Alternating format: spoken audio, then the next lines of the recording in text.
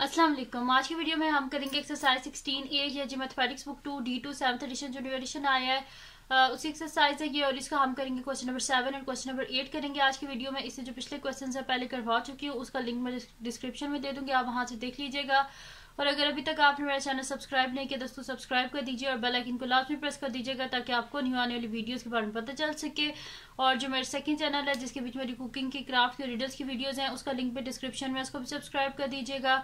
और जो मेरी बहन का चैनल है उसका लिंक भी डिस्क्रिप्शन में, उसको भी सब्सक्राइब कर दीजिएगा। तो स्टार्ट करते हैं। हमारे पास क्वेश्चन नंबर 7 है कि the dot diagram represent the attention span in minutes of 22 pre schoolers. अच्छा, वो कह रहे हैं कि अब 22 स्टूडेंट्स हैं जो प्री स्कूलर्स यानी कि जिनका स्कूल में एडमिशन नहीं हुआ, अभी जस्ट जो इनिशियल उनको ट्रेनिंग सेंटर जो होता है उसमें उनको रखा गया है, जिसमें वो कह रहे हैं कि उनकी अटेंशन स्पैन क्या है, यानी कि ज्यादा से ज्यादा वो कितनी देर के लिए अटेंशन, मतलब कि अगर उनको कोई बात बताई जा रही है तो ज्यादा से ज्यादा कितनी देर तक वो उसको सुन सकते हैं। ठीक है, तो ये इन्हें यहाँ पे जो है वो डॉट डायग्राम से बताया हुआ है। अब इसमें कह रहे हैं कि what is the most common attention span, यानी कि ज्यादा से ज्यादा कितने बच्चे हैं जिन्हें ज्यादा से ज्यादा कितने टाइम तक अटेंशन जो है, अटेंशन से जो भी बात उनको बताई जा रही थी उन्हें सुनी है या जो दिखाया जा रहा था उसको देखा है। सेकंड जो है वो कह रहे हैं कि अ pre Schuler is chosen at random, find the probability that the attention span of the pre Schuler is not more than 5.5 minute. वो कह रहे हैं क्या प्रोबेबिलिटी है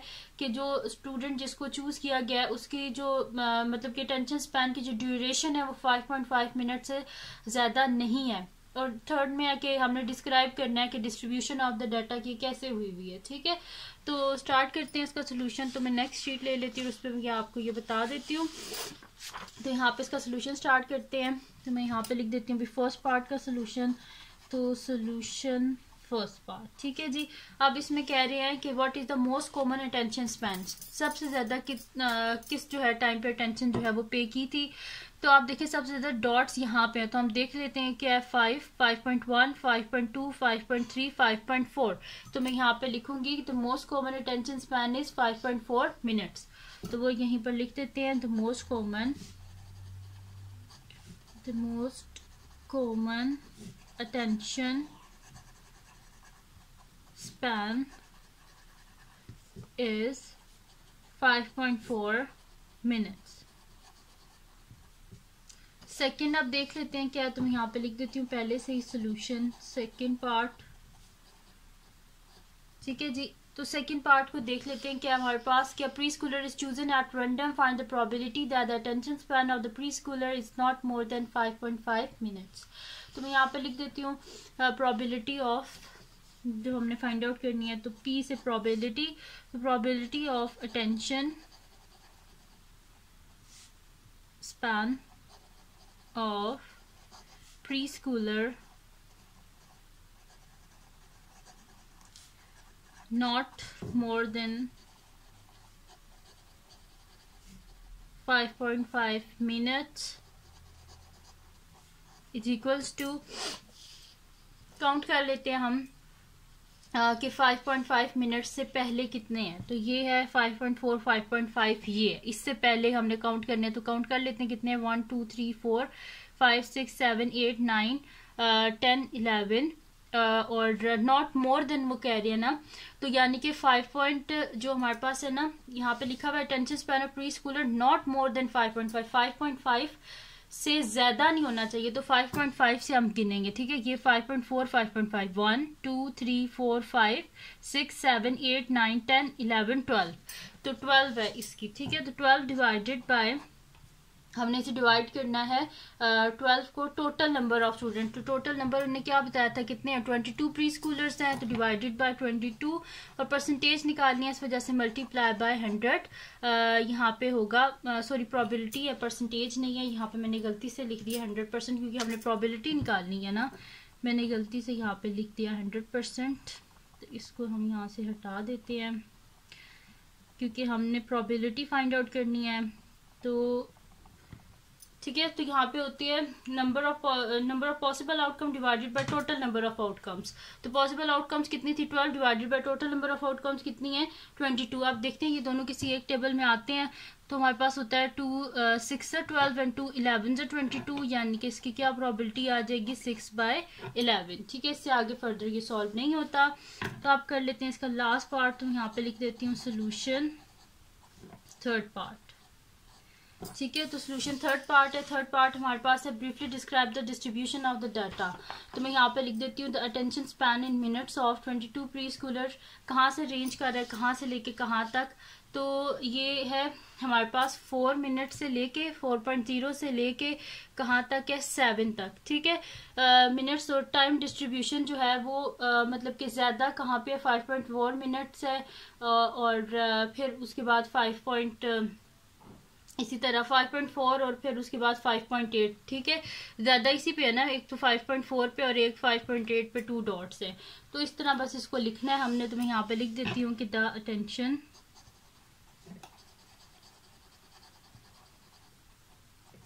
attention span in minutes of 20 preschoolers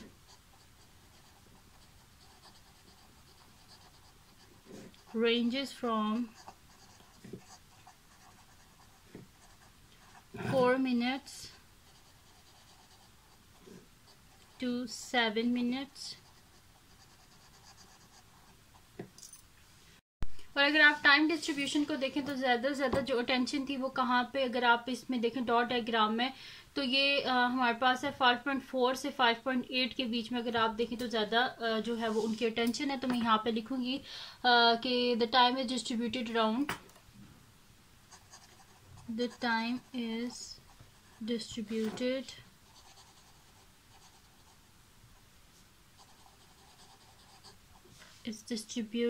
around 5.4 minutes to 5.8 minutes। ठीक है, तो ये हमने इनको बता दिया।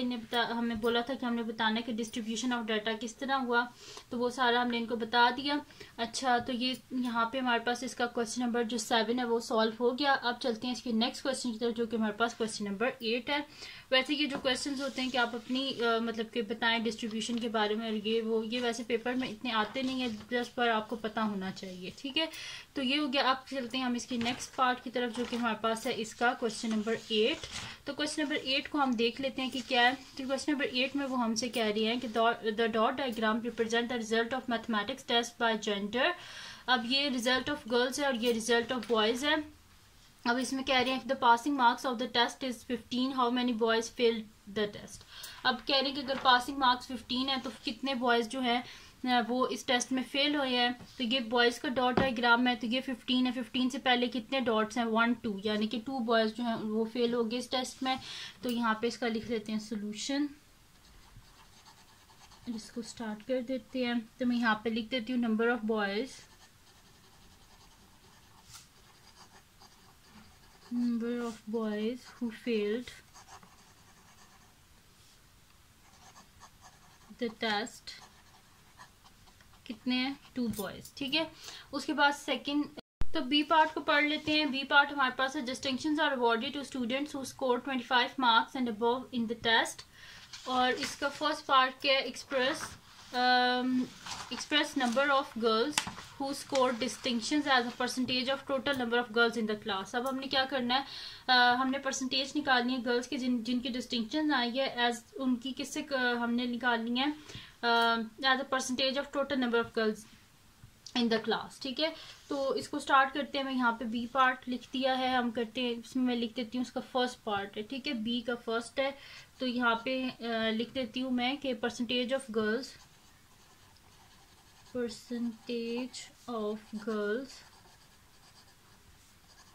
who scored distinctions। तो कितनी गर्ल्स के डिस्टिंक्शन आई है, वो कह रहे हैं जिनके 25 से या 25 से ऊपर मार्क्स है उनकी डिस्टिंक्शन है। तो 1 2 3 4 5 है, तो मैं यहाँ पे लिख देती हूँ 5। Divided by total number. तो टोटल नंबर को काउंट कर लेते हैं, और इसमें यहाँ पे मैंने यहाँ पे एक डॉट ही आता है जिसको मैंने नहीं किया था, तो मैंने अब लिख दिया यहाँ पे, ठीक है। तो अभी मैंने बुक से देखा तो यहाँ पे एक डॉट मिसिंग था। अच्छा, यहाँ पे अब इनको काउंट कर लेते हैं, कितने 1 2 3 4 5 6 7 8 9 10 11 12, ठीक है। तो यहाँ पे टोटल नंबर ऑफ गर्ल्स कितनी है 12 है, डिवाइडेड बाय 12, और परसेंटेज निकालनी है, इस वजह से मल्टीप्लाई बाय 100%, ठीक है। ये हो गया, तो मेरे पास हो जाएगा 5 × 100, 500 डिवाइडेड बाय 12 मल्टीप्लाई बाय %, ठीक है। तो ये हो गया मेरे पास। अब क्या कर लेते हैं, इसको हम डिवाइड करके देख लेते हैं कि हमारे पास क्या आंसर आता है। तो मैं कर देती हूँ 500 डिवाइडेड बाय 12, तो इसका आंसर मेरे पास क्या आ रहा है, ये मतलब कि फ्रैक्शन में ही आएगा हमारे पास इसका आंसर। तो ये आ रहा है 500 डिवाइडेड बाय 12, तो ये मेरे पास आएगा 125 डिवाइडेड बाय 3। और अगर आप सिंपल इस तरह करना चाहते हैं तो इस तरह भी हो जाएगा, जैसे कि हमारे पास होता है 4 3 ज़ा 12, 4 1 ज़ा 4, 1 यहाँ पे कैरी हो जाएगा, और 4 2 ज़ा 8, यहाँ पे 2 कैरी 20, 4 5 से 20, ठीक है। तो 125 डिवाइडेड बाय 3, और साथ में %, इसको हम साइड पे यहाँ पे डिवाइड कर लेते हैं 125 को 3 से। तो हमारे पास क्या होता है 3 4 ज़ा 12, और नीचे आ गया 5, 3 1 ज़ा 3, पीछे बच के 2, तो इसे हम लिखेंगे 41 होल 2/3%, ठीक है।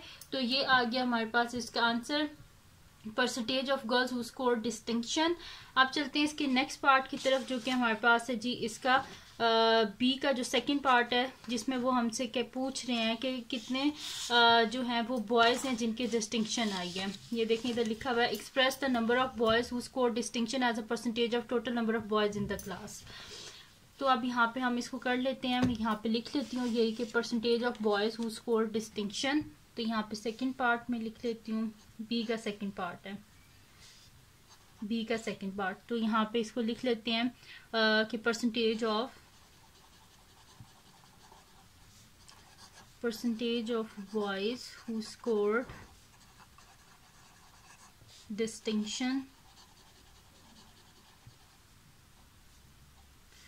इज इक्वल्स टू, देख लेते हैं कितने बॉयज़ की डिस्टिंक्शन आई हैं। तो यहाँ पे अगर आप देखिए 25 से ऊपर कितने डॉट्स हैं, 1 2 डॉट्स, यानी कि 2 बॉयज़ की डिस्टिंक्शन है, divided by total number of boys. Total number of boys को हम काउंट कर लेते हैं, कितने हैं 1 2 3 4 5 6 7 8 9 10 11 12, टोटल नंबर ऑफ बॉयज़ हैं 12, डिवाइडेड बाय 12, मल्टीप्लाई क्योंकि परसेंटेज निकालनी है तो मल्टीप्लाई बाय 100%, फिर 2 1 ज़ा 2 और 2 6 ज़ा 12, यानी कि 100 डिवाइडेड बाय 6 और साथ में %, ठीक है।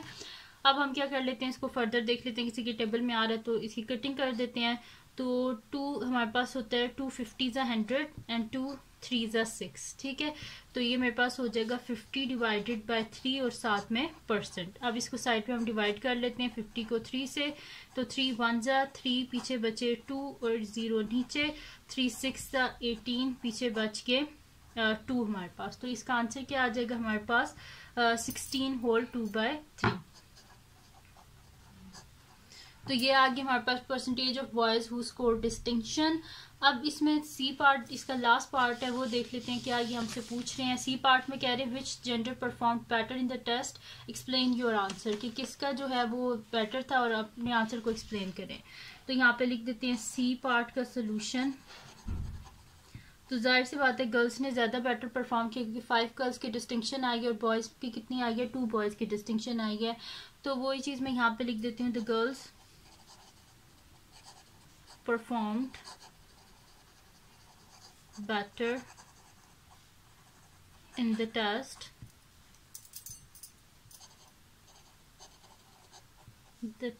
as they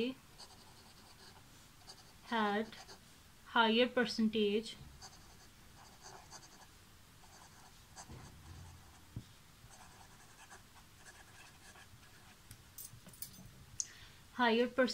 of student